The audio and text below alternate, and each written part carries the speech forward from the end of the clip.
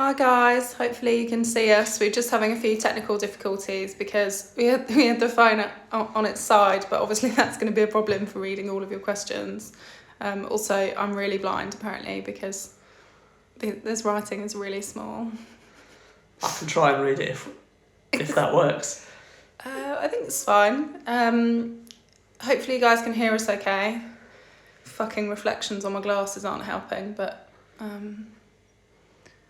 Okay, well this is our first one, so... I mean, I have absolutely no idea what's happening. Yeah, no, we don't really know what we're doing, so you'll I just feel have like an old person that's got a computer for the first time. Yeah. Cool, okay, well, thanks Clemo for saying that we look beautiful. We'll start by opening these controversial little lads. I like a Cronenberg, yeah, I have got a chef's shirt on. I think the controversy is about cans, not about the brand. Someone's going to look like a chef.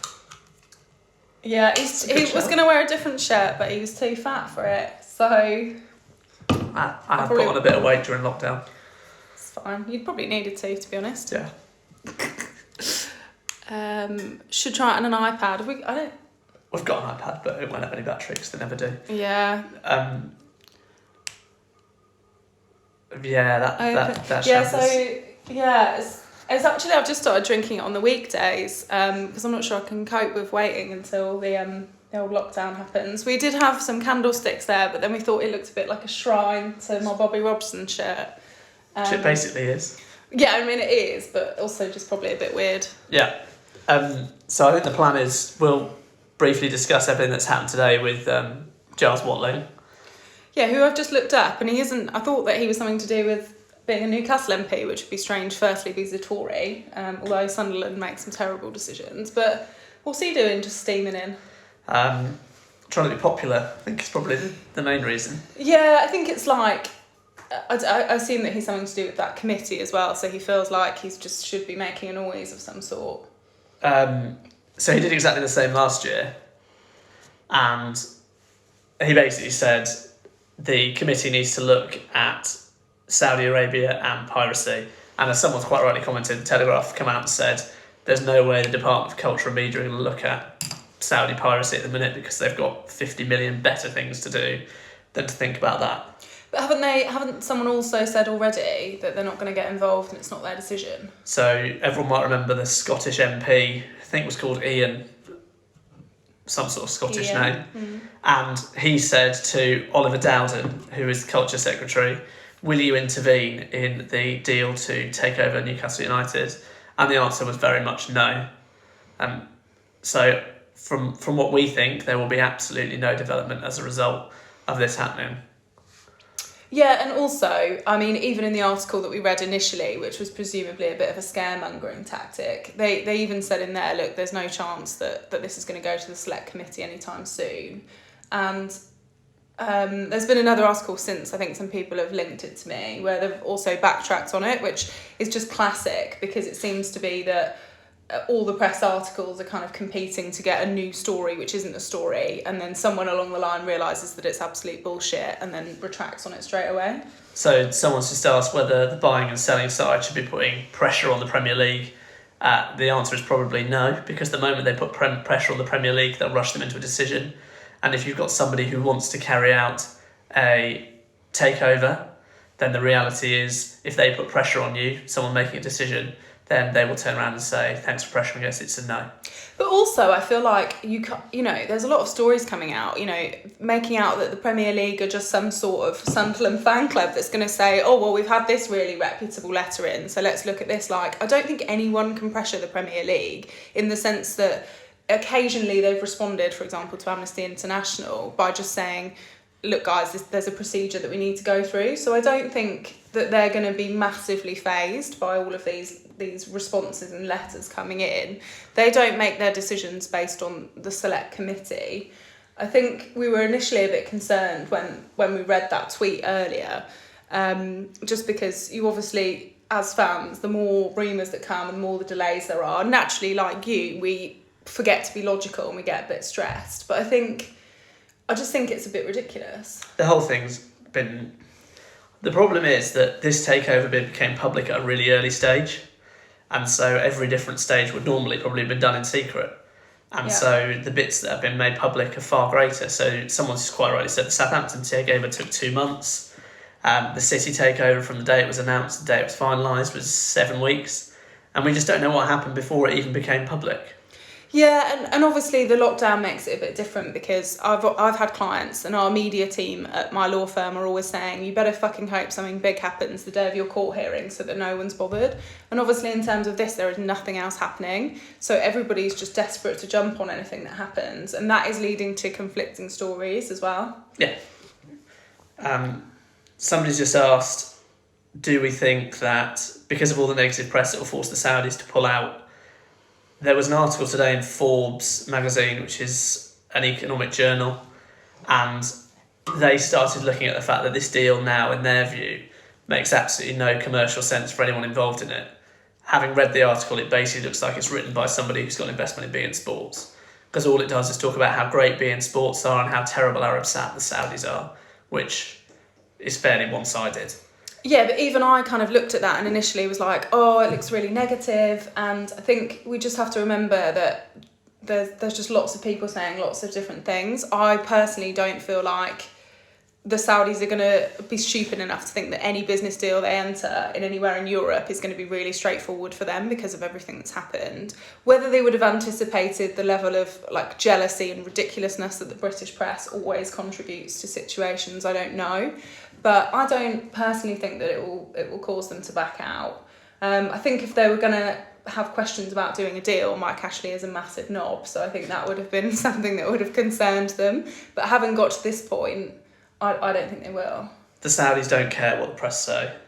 Yeah, I mean, they're just so rich that, I mean, I'm just a little bit worried, like, that they're just going to start shooting people down if it doesn't happen, or take some sort of more ridiculous stance, because they just own so much and they have so much power.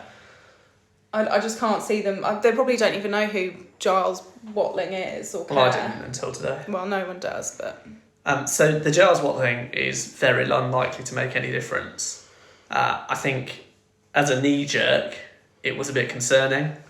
But actually, when you look at the actual impact that a select committee can have, and that's something you tweeted about today, wasn't it? That a select committee will make limited difference. We agree that Keith and Pete from Sky are the most reliable journos, and Steve Wraith. And George as well. And George Culkin. Yeah, but I think you just got to be careful. Even from my point of view, I try to be really careful what I read, because we can only go on facts and what we think is the current situation, but you can just read an article and then just get yourself like massively stressed out about it. And because we waited for this for so long, you know, you're always just thinking something negative. And I think the longer it goes on, it is difficult to remain positive. But at the same time, I just keep thinking, but the Premier League haven't said no yet. So until they say no, all we can assume is that they're still progressing it and that hopefully something positive will come fairly soon. Yeah.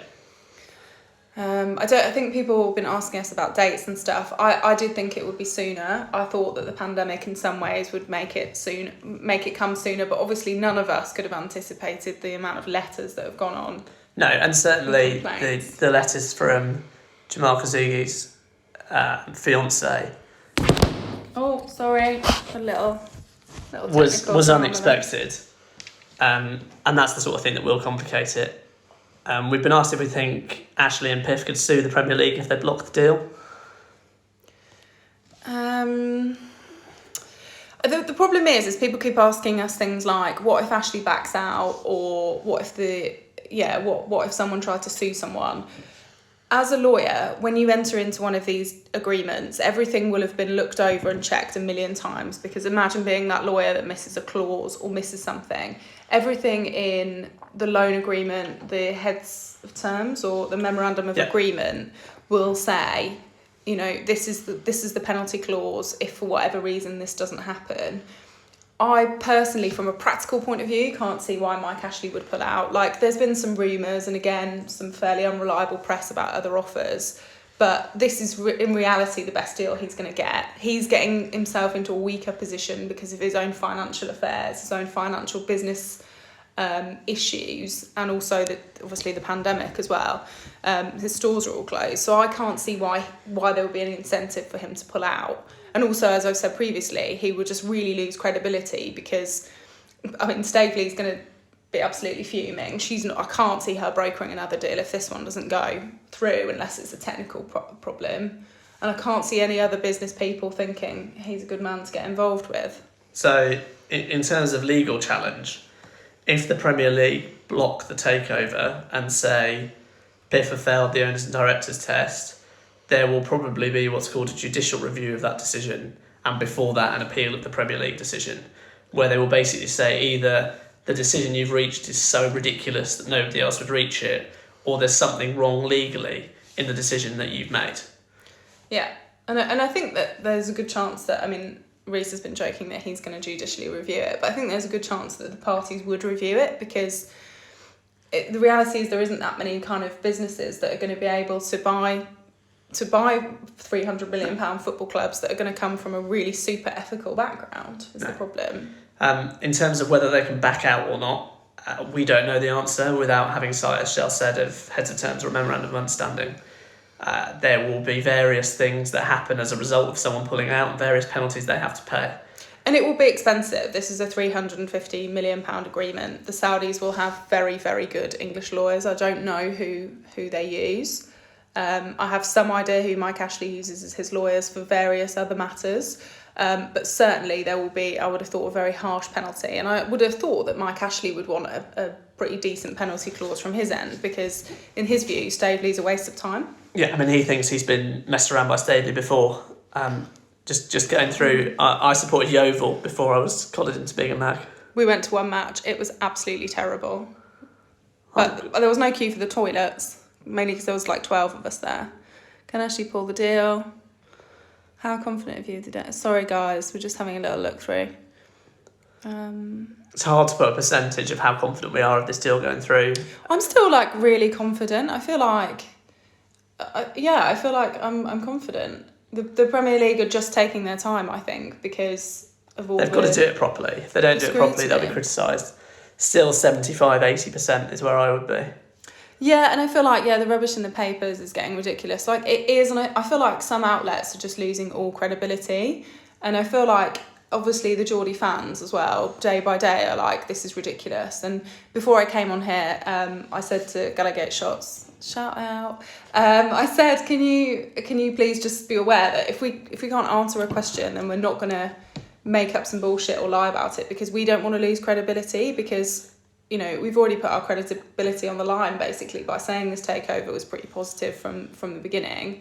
And I don't want to be saying stuff to you guys without thinking that that's the case. Obviously, we are still fans, and, well, I'm still a fan, and there are still opinions. But, it's very difficult to even be saying some of the things. And I know that journalists can't reveal their sources, etc. But I know from our law firm, when we have transactions that are not even this big, like...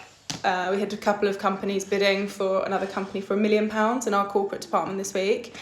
Everything is locked down on the system. Everything's given a project name. And it's not like, the bloke from corporate goes and tells Pete down the pub who tells a journalist what's going on. It just doesn't work like that. Like, lawyers can't afford to lose their jobs. So I'd be very surprised if anyone really knows the ins and outs of this deal. For what it's worth, I know one person close to the Saudis, and... their opinion is everything's subject to non-disclosure agreements, they know nothing. Yeah. And that's probably the actual line. Yeah. We don't know how many people in the Premier League are working on it. I think it's probably quite small. I went for a job interview. Was it at the FA? It was. At the FA a little while back, a couple of years back, and I was surprised how small the legal team was. And they basically deal with everything. So they were saying... they were basically saying you'll be sleeping here, so you'll be doing every single bit of legal situation. So if League 2 someone gets a controversial red card and it's violent conduct, you'll be reviewing it. But at the same time, if someone from the England team goes on a big jolly, that's also us as well. So I'd be surprised if the Premier League has a very big legal team at all. Yeah, I mean, as a general rule, the Premier League aren't looking at legal queries. Someone just asked whether Jamie Rubin would have to come off the board at QPR. It depends what role Jamie Rubin is going to have at Newcastle. If he's going to be on the board at Newcastle, then 100% yes, because there's a provision in the Premier League handbook that says you can't be influencing more than one club. If he's not going to be involved, then maybe not. But we have an alert on Companies House which will tell us when anything happens to QPR Holdings, which is where they are where Jamie Rubin is currently a director. Surprised you didn't get the FA gig. I feel like it was an absolute robbery. I know who got the job. It. Yeah, but someone else applied a couple of years later. And he was much worse. Yeah, I mean, also the salary was rubbish. So, which I was also surprised about. I think you would assume. My dad said it was because I was a girl, obviously, but he's a little bit behind the times. I think most of their legal team was women. So, who would ask the judicial review? That is whoever has standing. So it has to be either a party to the transaction or someone with a legitimate interest in it. What's your legitimate interest? Well, if the Newcastle United Supporters Trust want to get in touch, then there's a legitimate interest. Would you have to have a certain number of people agreeing to that? Either a certain number of people or an actual established body which can claim to have an interest. But if that's something people are interested in and the takeover gets blocked, then I've got a lot of time on my hands at the minute. I can see why they want to scrutinise the decision so carefully, but I just think, given everything that we've talked about in our threads, etc., about the Man City takeover, about the Sheffield takeover, it would really cause a massive storm. And obviously the Premier League also still care about money, so that's why the owners and directors test is mainly worked around whether you're going to keep the club solvent rather than what you do on your weekends. So I'd still be very surprised. Yeah. The Premier League are not going to test morality, just like football fans should not be expected to test morality. That test is there to say, are you going to ruin a football club? Are you going to run it into the ground?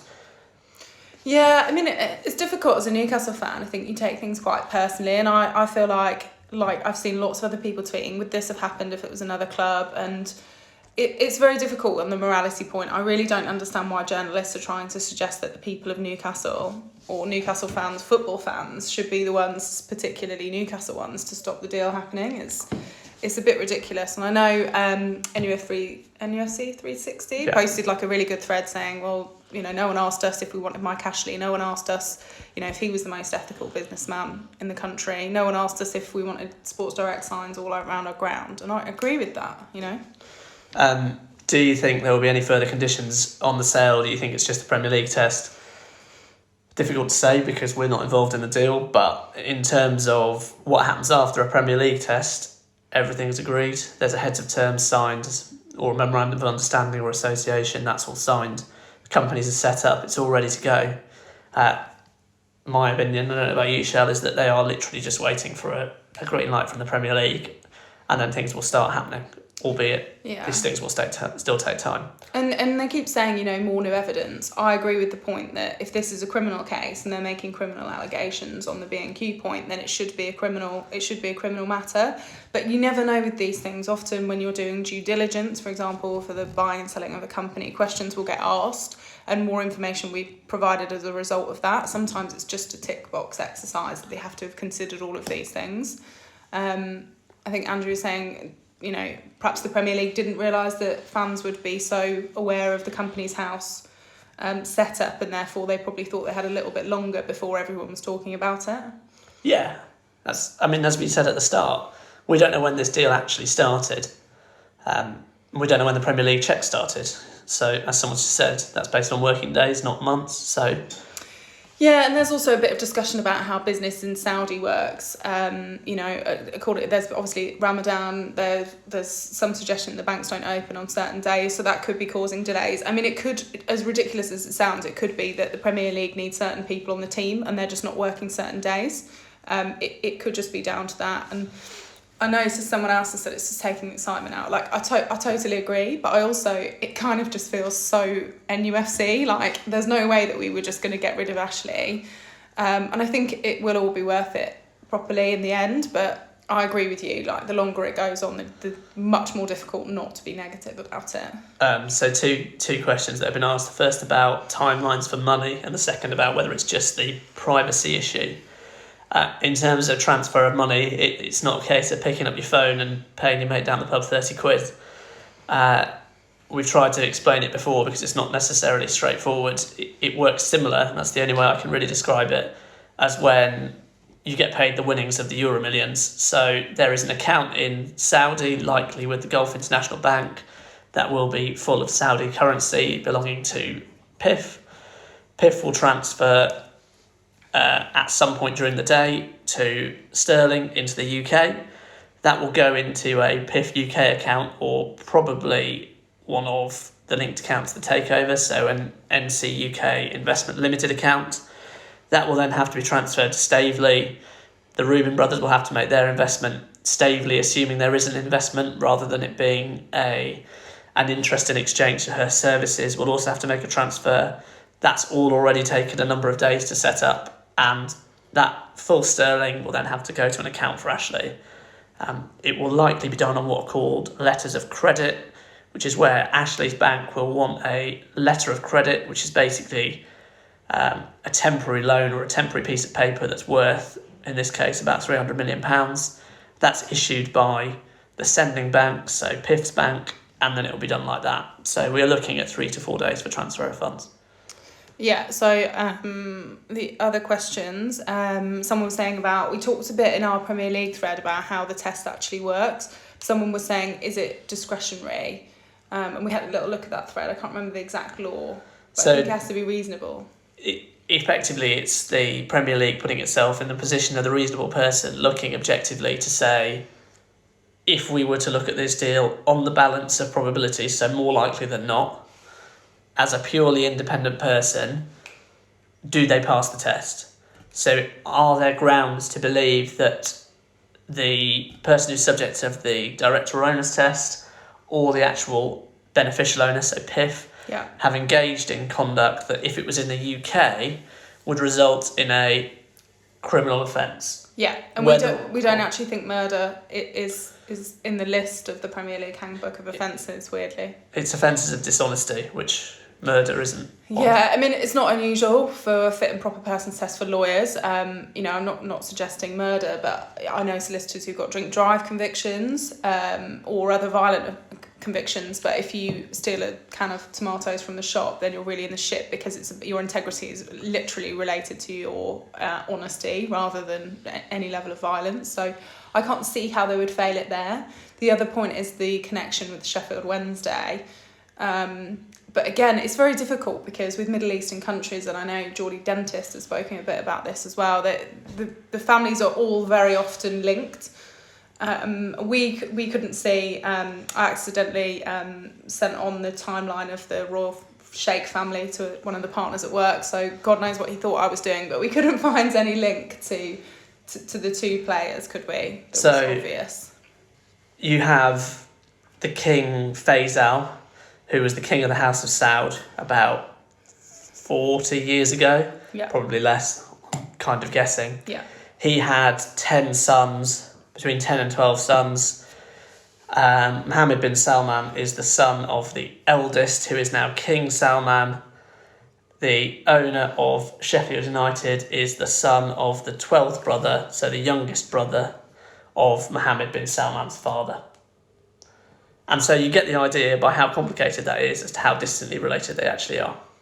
Yeah, and we presume that these representations would have been made. We assume that there'll be some sort of dialogue, at least between the lawyers and the Premier League. If there are some issues that have arisen and the Premier League need to ask those questions, they'll be given, in my view, an opportunity to respond to those questions and to point out why the link isn't the way that people are suggesting. The other question being asked is about exclusivity, whether it's going to run out, because I think there's some rumours about that. At the minute, a deposit's been paid. Heads of term have been signed. There is an agreement to sell. Yeah, I mean, you have to forgive me, because I've sort of taken a backtrack on reading all of the articles, so I don't know if there's actually anything concrete about other offers, or whether there was an exclusivity clause, but again, I think that would be in the contract that we haven't seen. And I also think that there's one thing having exclusivity, but there's also waiting till you're 75 at least % the way through the deal and then saying, oh, I'm going to think about some other offers. Ashley hasn't got any other decent offers on the table that we can see. So it would be very surprised. Yeah, maybe exclusivity has run out if there was a clause, which we're speculating, but I can't see why he would then say, well, exclusivity's run out, so let's see what else is on the table. It just wouldn't be financial sense. And of all the things that he is, he's quite a good businessman. So it just doesn't make sense to me that he would do that. In terms of it being recorded by mid-May, the that's again the speculation about exclusivity. When you've got heads of terms agreed, you don't need exclusivity. As various people have said, it's not an issue. Do we know 100% a deposit has been paid? It would look so. Yeah, it seems that it has been. Is it obvious? I don't know. I think we did a thread on the company's house, and it looks like a certain amount of money has been left in it.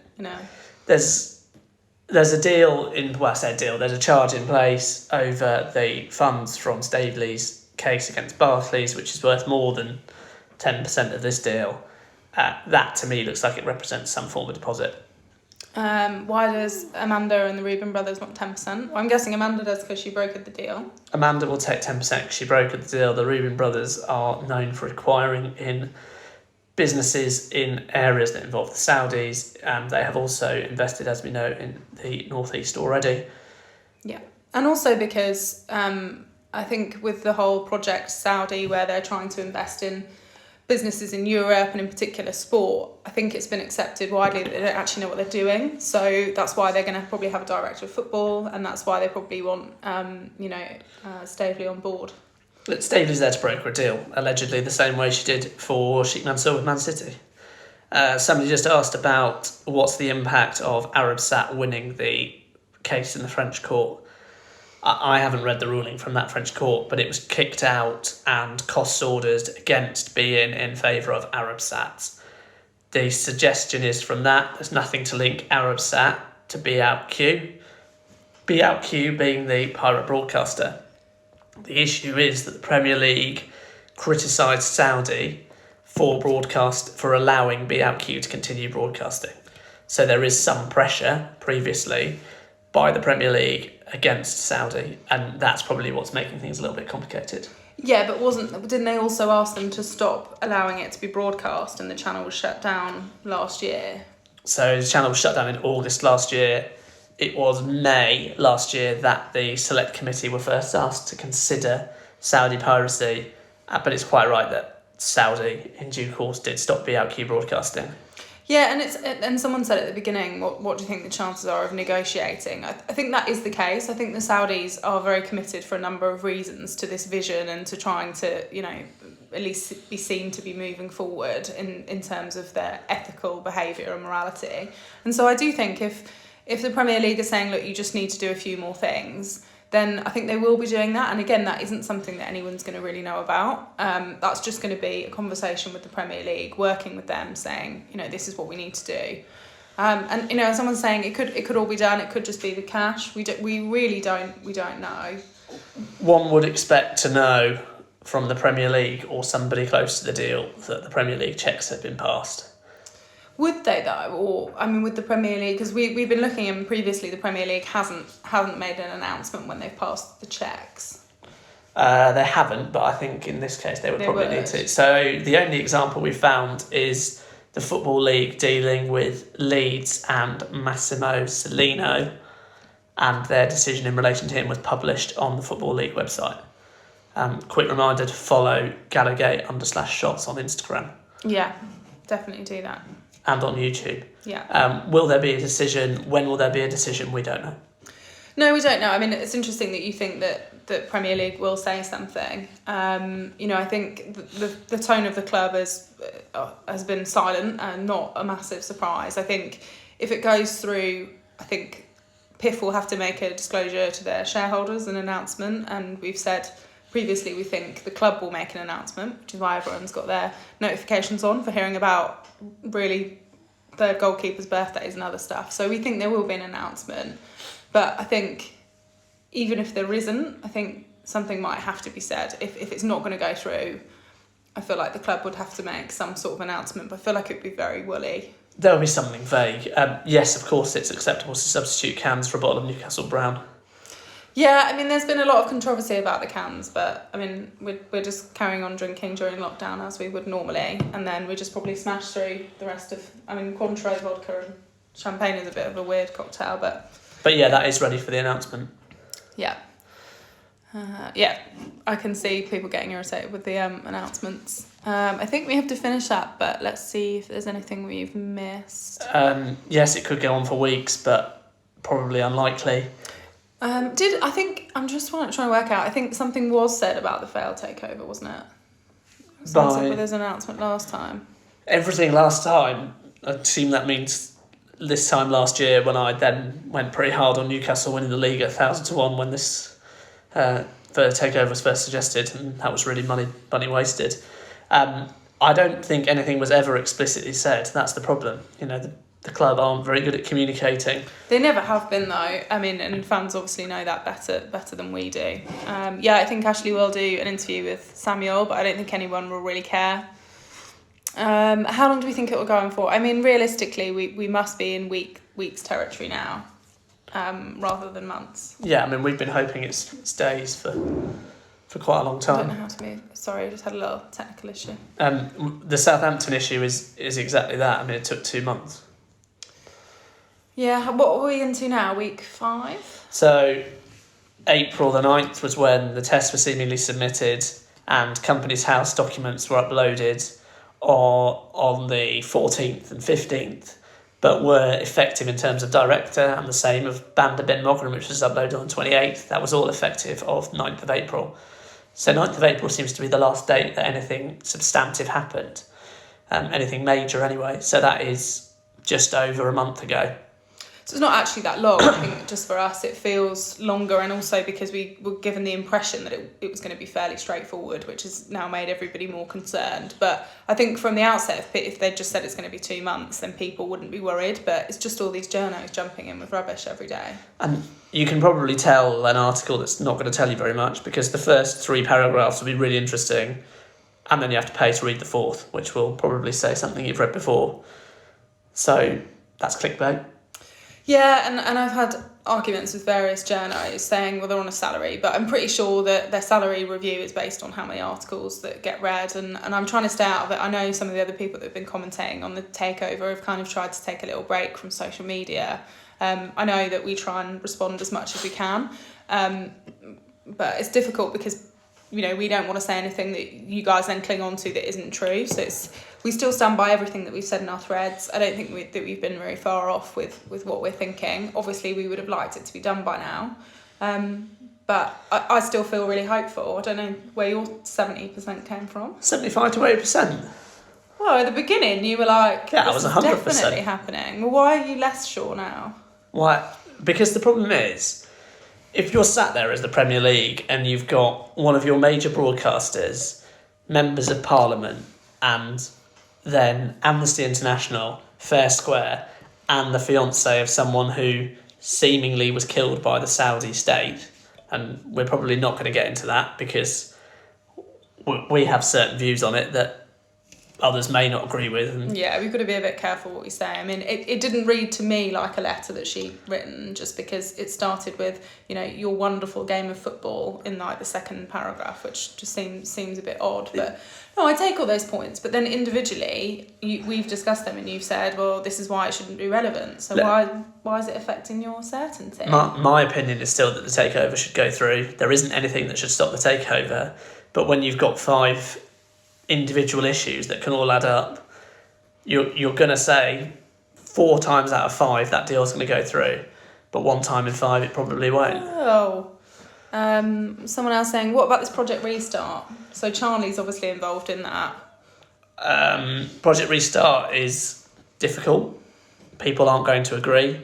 You will have the clubs who are at risk of relegation saying we'll only do it if we're not relegated, for obvious reasons. You've got clubs like Liverpool saying we'll only do it if we're still going to get the title and this season still counts, even though that would be a disaster because nobody wants Liverpool to win the league. Everybody will disagree about Project Restart until we are able to say you can play it at neutral grounds and all the clubs sign up to it. If I was to guess what would happen, I don't think anybody's getting relegated from the Premier League this year, and Leeds and West Brom will be promoted and we'll have a 22-team Premiership next season. Okay. Can see you don't agree. No, I mean, my concern is just that Project Restart's a bit more pressure on that very small Premier League legal team as well. So on one hand I think, well, that's great because there'll be someone reporting about something else and there'll be something else going on. But on the other hand, I think, well, don't put NUFC's stuff to the side to be dealing with Project Restart because, like you say, it's a minefield because no one's going to agree. Yeah. But again, I do think it's another reason for the delay as well. These things take time. I've seen someone saying they want the NUFC takeover to be announced at the same time as Project Restart. I don't know if that came from someone's source or whatever, but I don't see any logical connection. But in terms of clubs objecting to the takeover, clubs don't have a say on the takeover, otherwise it wouldn't work. Yeah, I think that the letters that were written to them were in relation to the streaming, but we've already kind of dealt with that anyway. Yeah. If this falls through, the price for the club will go down. Yeah, I agree with that. Which is another reason, though, on the positive, why I don't think Ashley will just pull the plug. No. On this cash, it must be the best offer he's ever going to get. For... It's not going to get any better. And to be clear, you know, I am still very positive the takeover will go through, but we can't just unfortunately ignore some of the issues that are coming to light. I don't think any of them should make any difference at all. I don't think the letter from Amnesty, Carl Zuggy's fiance, certainly not being sports, because they are purely interested in the commercial. None of it should make any difference. I'm still very positive about it, but there are issues in place. Yeah, and they might try and bury it, but I think the Premier League, if they'd been thinking that they could do that, I think now they've realised that they're probably not going to be able to because of everything that's being said about it. I don't know about that. I wouldn't have thought so. No. What was the FA salary? I think I haven't been able to find the job description, so I don't know. But I feel like it was like about 40k a year, and I'm going back a couple of years now. But I think it's barely about pays 40K. London rents these days. Yeah, I mean, also this is rented, by the way, so we didn't choose this colour on the walls. I just want to add that because I feel like I watch these podcasts back and I'm like, what is this horrible little room colour that, you know. Anyway. Yeah, so they missed out at the FA, really, I think. I think that's the main point. But I'm still really positive. You're 80% positive. I'm still very positive. I'm just conscious there are issues. Yeah, we can't really put a timeline on it, but I would say within the next 2 to 3 weeks, there should be information. It could be as soon as tomorrow. We could just be waiting for the funds. But you think that the Premier League will make an announcement? I think there'll be an announcement one way or another to say what's happening. You can't have all this media speculation. At the end of the day, the Premier League are there for the fans. Yeah, 40k is really good, but in London, given that they were basically expecting me to sleep there, and I'd studied for 6 years, and it's in Wembley. I mean, I'm not being funny, it's a bugger of a commute. It's not on any decent tube lines.